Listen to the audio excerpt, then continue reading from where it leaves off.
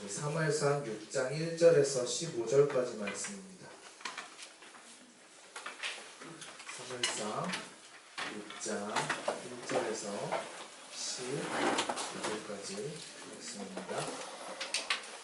우리 앞에 자막이 나오니까 우리 한 절씩 교독하도록 하겠습니다. 여호와의 개가 블레셋 사람들의 지방에 있은 지 7달이라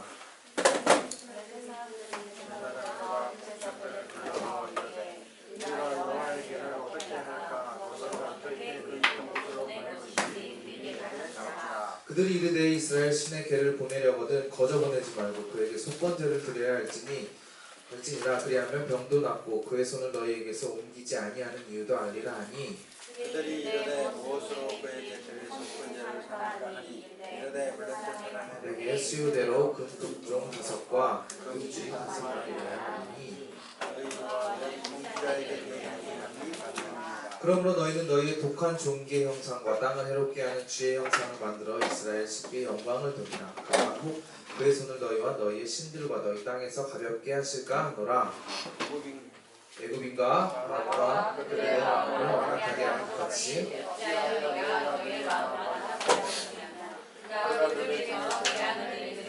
그들이 백성을 하게 하므로 그러므로 새 수레를 하나 만들고 멍에를 메어 보지 아니한 전 나는 소 2마리를 끌어다가 소에 수레를 메우고 그 송아지들은 떼어 집으로 돌려보내고 여호와의 궤를 가져다가 수레에 싣고 속건제로 드릴 불로 만든 물건들은 상가에 담아 궤 곁에 두고 그것에 보내어 가게 하고 보고 있다가 만일 괴가 그 본지역 길로 올라가서 베스메스로 가면 이 큰 재앙은 그가 우리에게 내린 것이요 그렇지 아니하면 우리를 친 것이 그의 손이 아니요 우연히 당한 것인 줄 알리라 하니라. 사람들이 이같이 하여 전나는 소수를 끌어다가 수레를 메우고 송아지들은 집에 보내고 여호와의 궤와 및 금지와 그들의 독종 형상을 담은 상자를 수레 위에 실으니 누가 그것을 들고 나가려 뒤로 가며 내 울고 좌우로 치우치지 아니하였고 블레셋 공백들은 베스메스 지역에서까지 따라왔다. 베스메스 사람들이 이 골짜기에서 밀을 베다가 눈을 들어 궤를 보고 그 본 것을 기뻐하더니 수레가 베스메스 사람 여호와의 있는 곳에 이르러 선지가 수레에 나오고 그 암소들을 번제물로 여호와께 드리고 함께 읽겠습니다. 레위인은 여호와의 궤와 그 궤가 함께 있는 금봉을 담긴 상자를 내려다가 큰 돌 위에 두매 그날에 베스메스 사람들이 여호와께 번제와 다른 제사를 드립니다. 아멘. 네, 오늘 좀 긴 말씀을 읽었는데 항상 우리가 말씀을 읽으면서 이게 한글인데 읽으면서 참 무슨 말인지 모를 그런 경우가 많이 있잖아요. 그래서 우리가 함께 이제 말씀을 조금 집중해서 봤으면 좋겠는데 오늘은 이제 이스라엘에 있었던 한 가지 이야기입니다. 그러니까 어떤 이야기가 나오는지 우리 한번 상상을 하면서 한번 들어봤으면 좋겠어요. 여호와의 궤가 블레셋 사람들의 지방에 있은 지 7달이라. 네. 여기서 이제 여호와의 궤라는 단어가 나옵니다. 이건요 하나님의 말씀이 담긴 그 언약궤를 이제 이야기하는 건데요. 이제 모세가 하나님 앞에 받아온 그 십계명의 그 돌판이 들어있고요. 그 안에는 아론의 지팡이가 들어있고 그 다음에 이스라엘 사람들이 광야에서 먹었던 만나가 그 궤 안에는 3가지가 들어있습니다. 이 3가지의 공통점을 보면 알 수 있는 게 뭐냐면 이 언약궤는 하나님의 임재, 하나님이 여기 함께 하신다라는 것을 상징하는 것들이 여기 이렇게 들어있다는 거예요. 그래서 때문에 이제 구약에서 하나님이 놀라운 일들을 하시잖아요. 그런 것들을 하실 때 이 언약궤가 항상 같이 있었다라는 것을 우리 볼 수 있는데 지금 이 본문에서 이 여호와의 궤가 이스라엘에 있는 게 아니라 블레셋 사람들에게 7달이나 있었다라고 이야기를 하고 있습니다.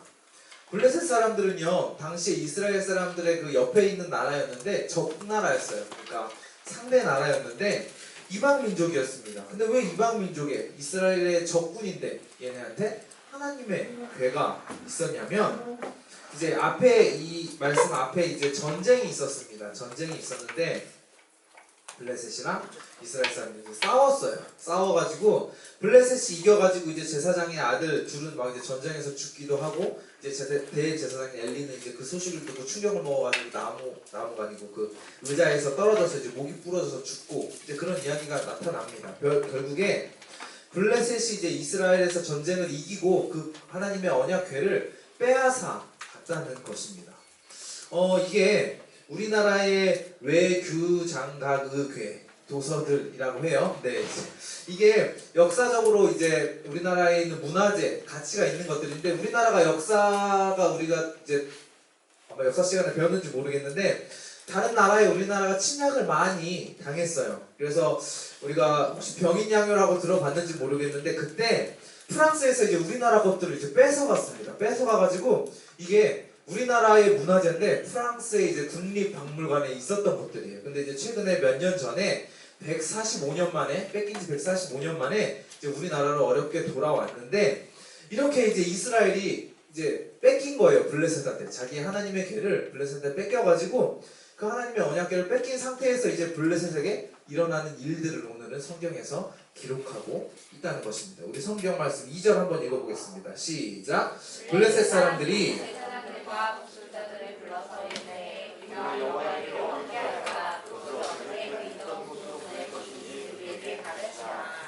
지금 이 블레셋의 분위기를 보면은 지금 근데 이 빼앗아 왔어요. 빼앗아 왔는 이 지금 언약궤를 나 어떻게 하지 지금 이런 분위기를 띄고 있다는 것입니다.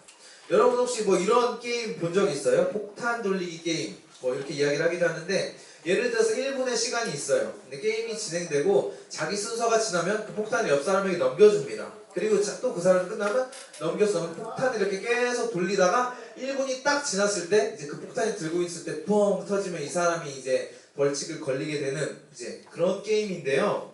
마치 이 블레셋 사람들이 지금 여기서 폭탄을 들고 있는 것처럼 이 하나님의 궤를 어떻게 할 바를 몰라가지고 자기의 제사장들 그다음에 막 점술 점 보는 사람들 이런 일로 와봐 일로 와봐 해가지고 모여가지고 야 우리 이거 어떻게 하지 지금 이렇게 회의를 하고 있는 그런 모습이라는 거예요.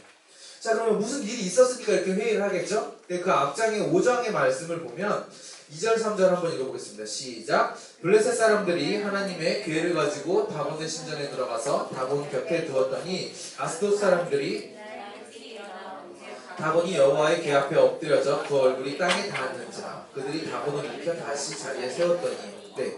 이 하나님의 언약궤를 가져다가 자기네가 섬기는 그 신전이 있었잖아요. 그 신전에다 갖다 놨어요. 근데 다음날 일어나서 보니까 그 신전의 석상이 그 궤 앞에 넘어져 있었다는 것입니다. 왜 이러지? 왜 넘어지? 그래서 다시 이렇게 세워놨어요. 그래서 5장 4절을 보면은 뭐라고 하냐면 다시 세워놓고 하루가 지났어요. 하루가 지나고 보니까 이 다곤 신상이 또 그 언약궤 앞에 넘어져 있는데 이번에는 머리랑 손목이 다 끊어지고 몸통만 나와 있었다는 것입니다.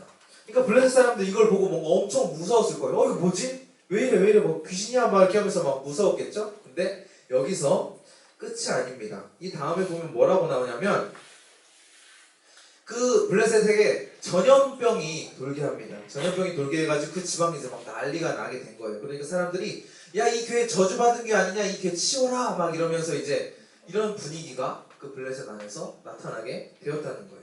그래서 이 뒷절에는 이제 다른 동네로 막 옮기기도 하는데 우리 동네에 이거 자꾸 일어나니까 저기 저다 치워 저다 치웠더니 저기는 더 심한 전염병이 생겨가지고 또 많은 사람들이 죽었다라는 게 이제 5장에 계속해서 나오는데 이런 일들이 생기니까 지금 이제 이 블레셋 사람들은 이 진짜 이 죄악 덩어리 이 지긋지긋한 이 궤 이스라엘한테 다시 돌려줘라 지금 이렇게 하고 있는 거예요.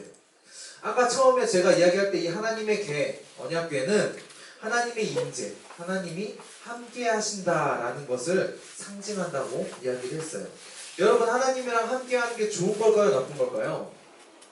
네, 당연히 좋은 겁니다. 근데 지금 하나님의 이 임재는요 블레셋 사람들한테는요 저주가 되었다는 거예요. 왜 이렇게 다른가요? 어떤 데서는 하나님의 임재가 좋은 거고 어떤 데서는 하나님의 임재가 저주가 되는 것. 이 하나님의 임재, 하나님이 함께하는 건요 아무한테나 함께하는 것이 아니라는 것입니다. 하나님은요 거룩하신 하나님이십니다. 거룩하신 하나님이시기 때문에 거룩하고 정결한 것과 함께 하시지 죄와 악한 것들과는 하나님은 함께 하시지 않는다는 거예요. 그래서 성경에서는요 계속해서 반복해서 이야기를 하고 있어요. 내가 거룩한 것처럼 너희도 거룩해라 하나님이 이렇게 말씀하시고요. 계속 반복해서 이야기를 하는데 그러면 우리가 이제 정결해져야지 깨끗해져야지 우리는 거룩함으로 이 하나님 앞에 나아가야 되는데 어떻게 해야 우리가 깨끗해질 수 있을까요? 이게 뭐 우리가 깨끗해야 되니까 뭐 매일 씻으면서 비싼 비누, 비싼 샴푸로 해가지고 막 샴푸하고 샤워해야 우리가 정결해지고 과연 깨끗해질 수 있을까요? 거룩해질 수 있을까요? 지난주에 제가 우리 힘으로 내 힘으로 예수님을 믿으려고 해도 믿을 수 있는 것이 아니다. 하나님이 믿게 해주셔야 믿는다. 이 이야기를 했었는데 거룩한 것도 마찬가지입니다. 우리가 내가 아무리 뭐 거룩하려고 해도 거룩한 척 할 수 있어요. 나 뭐 이렇게 막 하면서 뭔가 좀 있어 보이는 척, 거룩한 척은 할 수 있는데 거룩해질 수는 없다는 거예요. 성경에 거룩한 척 많이 하는 사람들이 대표적으로 이제 바리새인들이 등장을 하는데 이렇게 겉으로만 홀리한 척 할 수 있습니다. 근데 이것은 진짜 거룩이랑은 거리가 멀다는 것입니다. 요즘에도 그렇게 하는 사람들 많이 있어요. 뭐 센 척하고 뭐 막 나 이렇게 있어 보이는 척하고 막 그런 거 많이 하잖아요. 교회에서도 뭐 뭔가 이렇게 열심히 믿는 척하고 앞에서는 저도요 순간순간 저는 깜빡하면 제가 앞에서는 이렇게 하나님의 말씀을 이야기하지만 선포하지만 제 삶에서는 그 말씀대로 살아가지 않는 경우가 저도 깜빡하면 그런 경우가 있다는 것을 저도 잘 알고 있어요. 그렇습니다. 그래서 이게 제가 노력해서 될까요? 여러분들 인간이 노력해서 거룩해질 수 있나요? 거룩해질 수가 없다는 거예요. 그래서 성경에서 말하는 진짜 거룩함은 뭐냐면 내가 열심히 해가지고 내 노력과 내 힘으로 하는 거룩이 아니라 주님과 동행할 때 가능하게 된다라고 이야기를 하고 있습니다. 예수님이 우리와 함께 하실 때 우리는요 거룩해질 수 있어요. 우리는 의롭지 않습니다. 거룩하지도 않아요. 우리는 진짜 우리 자신을 돌아보면 보잘것없는 존재입니다. 이걸 언제 느끼게 되냐면 우리가 어렵고 정말 실망하고 내 삶에 나 진짜 내 왜 이러지 내 인생 왜 이러지라고 이렇게 돌아볼 때 이거를 더 정확하게 느낄 수 있어요. 우리는 아무것도 아닌 존재라는 걸 우리는 느낄 수 있다는 거예요. 근데 우리는 아무것도 아니지만 예수님께서 의롭고 예수님께서 거룩하시기 때문에 그리고 가장 중요한 우리를 사랑하시기 때문에 우리가 예수님을 믿음으로 우리가 예수님과 함께 함으로써 예수님이 그 의의 옷 거룩한 옷을 우리에게 입혀주시는 거예요. 그래서 우리가 거룩하게 될 수 있다는 것입니다. 여러분 혹시 이 영화 본 적 있나요? 네, 드라마도 있는 건 저는 몰랐는데 어쨌든 영화는 제가 봤어요. 이 영화가 어떻게 나오냐면요 거지랑 왕이 나옵니다. 근데 왕이랑 거지랑 똑같이 생겼어요. 그래서 나중에 왕이 죽었나 뭐 기억을 잘 못하겠는데 어쨌든 왕을 대신해서 이 거지가 이제 왕의 행세를 하게 되는 거예요. 거지의 삶을 살았지만 얼굴이 똑같이 생기고 왕의 옷을 입은 것만으로 거지가 아니라 왕의 삶을 살게 되었다는 거예요. 근데 영화를 보다 보면 이 중간중간에 이 왕 행세를 하는 거지가 중간중간 실수하는 모습들이 많이 있습니다. 뭐 왕으로서의 교양, 문화적 훈련 이런 것들을 제대로 받지 못했기 때문에 거지로서의 습성이 왕인데도 그대로 나오는 거예요. 그렇지만 이 사람들은 조선의 왕으로서의 그 역할을 잘 감당을 했다는 것입니다. 우리도 마찬가지예요. 우리도 그리스도의 자녀, 하나님의 자녀입니다. 하나님이 의로운 옷을 입혀주셨어요. 그럼 우리 어릴 때 예수님 왕이 우리는 왕자다, 공주다 뭐 이런 노래도 있었는데 기억이 나실는지는 모르겠지만 어쨌든 우리는 보통 사람들과 다릅니다. 그리스도인입니다. 근데 그렇게 살아가면 습관적으로 우리도 모르는 그 죄악된 본성이 나오기도 해요. 근데 그것 때문에 우리가 나 왜 내 인생 왜 이렇지 나 하나님의 자녀인데 왜 이렇게 살지 자책하지 않을 수 있는 이유는 그럼에도 우리는 하나님의 자녀라는 거예요. 그래서 우리가 실수하지 않고 더 하나님의 본성을 배워가고 그것을 말씀 보면서 기도하면서 묵상하면서 그렇게 우리가 스스로 하나님 안에서 자라가다 보면 점점 더 우리의 그 악한 본성이 떨어져 나가고 우리가 하나님 앞에 온전한 그리스도인으로서 살아갈 수 있게 된다는 것입니다. 이것처럼 그래서 우리는요 우리 힘으로는 절대 못하는데 예수님께서 우리를 이렇게 커버를 쳐주신다는 거예요. 그래서 우리가 하나님 앞에 나아갈 수 있게끔 주님이 도와주신다는 것입니다. 이 과정이 없이 우리가 그냥 무조건 하나님 앞에 나아가려고 한다면 이거는 오히려 이 블레셋 사람들처럼 독이 될 수도 있다는 거예요. 생판 하나님에 대해서 전혀 모르는 사람한테 가가지고 그때 우리가 전도한답시고 하나님이 세상을 만드셨대 홍수로 막 온 세상을 휩쓸기도 하고 바다를 가르시기도 하고 뭐 흔히 우리가 생각하는 비상식적인 것들 비과학적인 것들 이야기해버리면 그 사람들 요즘에는 딱 이러잖아요. 다 무슨 소리 하는 걸 이렇게 무시하는 경우가 많이 있어요. 받아들이기가 어렵다는 것입니다. 근데 이런 것들이 믿어지기 위해서는 어떤 것이 필요하냐면 하나님이 어떤 분인지 하나님이 우리를 사랑하시는지 안 사랑하시는지 전혀 이해가 없는 상태에서는 이게 안 된다는 거예요. 그래서 하나님이 어떤 분인지 먼저 알아야 된다는 것입니다. 그래서 이 블레셋 사람들은 어떻게 생각했냐면요, 하나님의 궤 언약궤를 그냥 전리품, 내가 얘네한테 귀한 거 그냥 뺏어왔어, 보물 뺏어왔어, 이런 걸로 생각했기 때문에 괜히 이거 가져와가지고 그냥 그 고생을 지금 하고 있다는 거예요. 우리 3절 한번 읽어보겠습니다. 시작. 그들이 이르되 이스라엘 신의 궤를 기다려거든 거저 보내지 말고 그에게 소문을 들어야 할지니라. 그리하면 병도 낫고 그의 손을 너희에게서 옮기지 아니하는 이유도 알리라. 그런데 이제 이 블레셋 사람들이 이 궤를 이스라엘한테 보냈는데 그냥 갖다 주면 되잖아요. 근데 갖다 주는 게 아니라 속건제라는 이 이스라엘의 민족에 있는 풍습에 하나님이 말씀하신 제사의 방법이 있어요. 그 제사를 드리면서 보내는 것을 계획을 하고 있습니다. 이 속건제는 어떤 제사냐면 특별히 이제 성물이나 남의 물건에 손해를 입혔을 때 용서를 해달라고 이렇게 제사를 드리는 건데, 특별히 이 그 속건제는 손해본 물건을 도로 갚아주어야 하고요. 거기다가 이제 5분의 1 정도 되는 것을 이제 추가로 더 손해배상을 해줘야 되는 그런 법이 이제 이스라엘의 법상에 있었어요. 근데 지금의 이 블레셋 사람들 보면은 얘네가 어떻게 이스라엘의 이 문화와 율법을 알고 있지? 얘네 다 알고 있었어요. 근데 이 다음 구절 보면 또 특이한 모습을 또 볼 수 있습니다. 5절을 보면요, 제가 읽을게요. 그러므로 너희는 너희의 독한 종기의 형상과 땅을 해롭게 하는 쥐의 형상을 만들어 이스라엘 신께 영광을 돌리라. 내가 혹 너희 손을 너희와 너희의 신들과 너희 땅에서 가볍게 하실까 하노라. 지금 쥐 때문에 병이 막 옮겼어요. 이런 재앙 중에 있는 블레셋 사람들이 지금 그 병이랑 쥐를 것을 쥐 이거 본 따가지고 뭘 만들어가지고 그거랑 같이 보낸다는 것입니다. 한번 8절 9절 읽어볼게요. 시작. 여호와의 궤를 가져다가 수레에 싣고 속건제로 드릴 금으로 만든 무거들은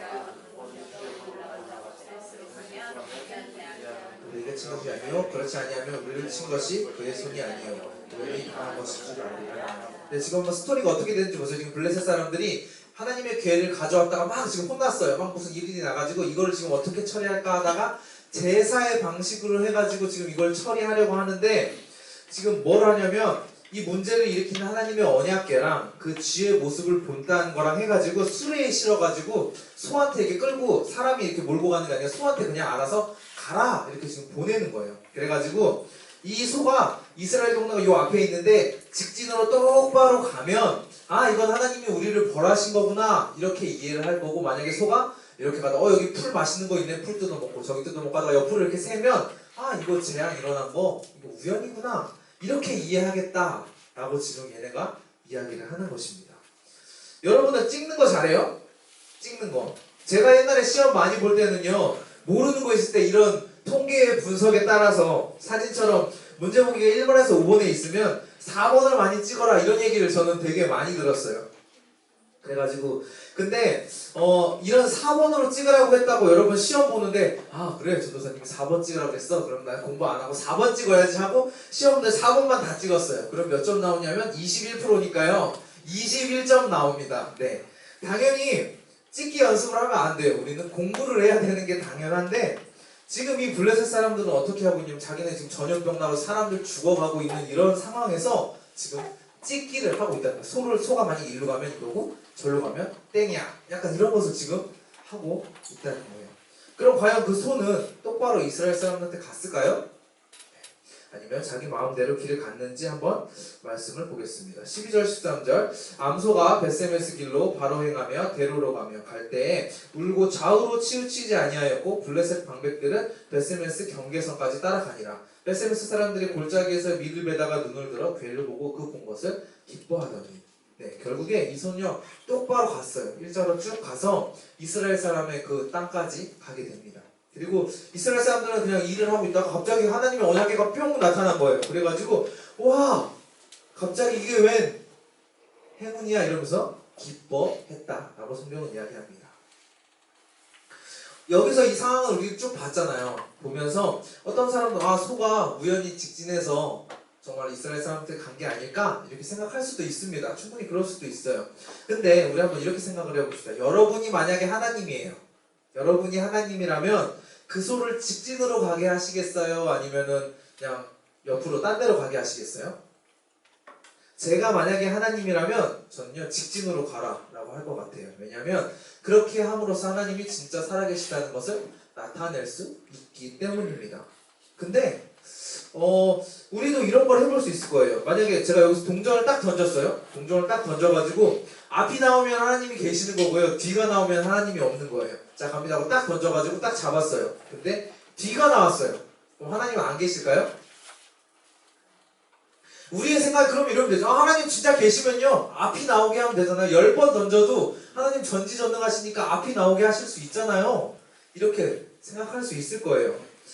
뭐 이런 거 있을 때마다 뭐 이런 거 할 때마다 하나님이 다 이렇게 반응해주고 하나님 만나게 해주세요. 하나님 진짜 있다면서 하나님 보여주세요 하면 하나님 갑자기 따라 하면서 슉 내려와가지고 나 여기 있다 안녕 이렇게 해주시면 다 하나님 믿을 거 아니에요. 그쵸?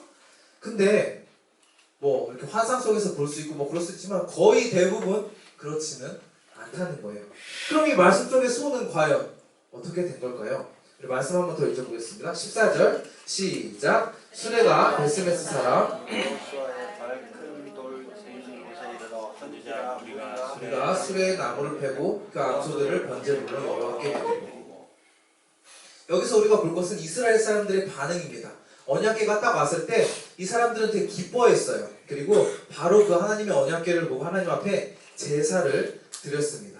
이 언약궤에는 아까도 얘기했지만 하나님의 말씀이 담겨져 있습니다. 하나님의 임재, 하나님이 함께 하시는 것을 상징하고 있는데 똑같은 언약궤를 가지고 있었을 때 블레셋한테는 아까도 얘기했지만 그게 재앙이었습니다. 문제거리였어요. 골칫거리였는데 손번제를 드리죠. 제사를 드려요. 블레셋 사람들 제사를 드리는데 말도 안 되는 형식만 갖춘 그런 될 대로 되라식의 제사를 드립니다.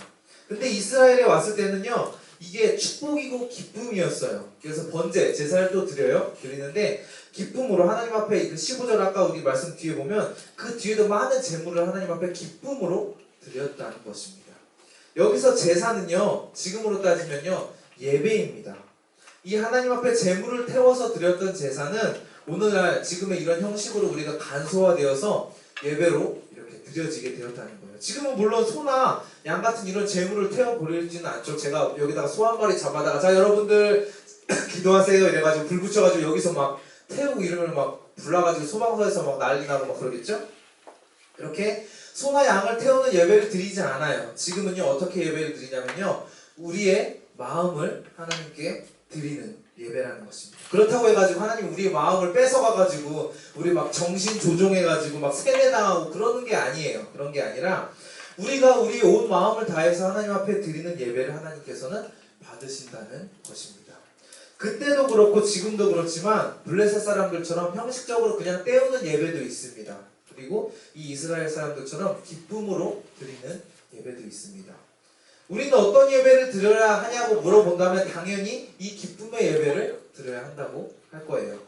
여러분이 이 자리에 온 것은 우연이 아닙니다. 지난주에도 얘기했지만 소가 그냥 직진으로 쭉 간 것처럼 나는 별 생각 없이 우연히 왔어요 라고 생각할 수 있지만 하나님의 사랑으로 예수님의 희생으로 우리 이렇게 함께 모여서 주님 앞에 예배하고 있다는 것을 우리는 잊어서는 안 된다는 거예요.